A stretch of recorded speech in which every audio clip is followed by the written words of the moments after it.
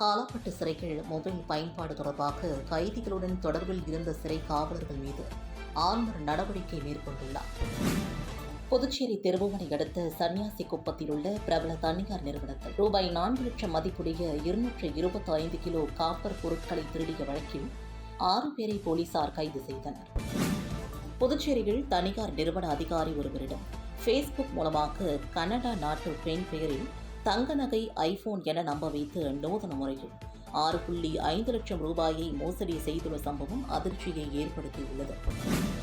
யோகா நாள் விழாவிற்காக புதுச்சேரி நகரம் முழுவதும் அரசு சார்பில் வைக்கப்பட்டுள்ள விளம்பர பலகைகளில் தமிழ் மொழி புறக்கணிக்கப்பட்டு இந்தி மொழி மட்டும் இடம்பெற்றிருந்தது சர்ச்சையை ஏற்படுத்திய நிலையில் கிராம நிர்வாக அலுவலர் உள்ளிட்ட பணியிடங்கள் நிரப்புவதற்கான அறிவிப்பாணை உள்ள குழப்பங்களை சரி செய்ய வலியுறுத்தி மாவட்ட ஆட்சியரிடம் மாணவர் கூட்டமைப்பு மனு அளித்து வலியுறுத்தியுள்ளது.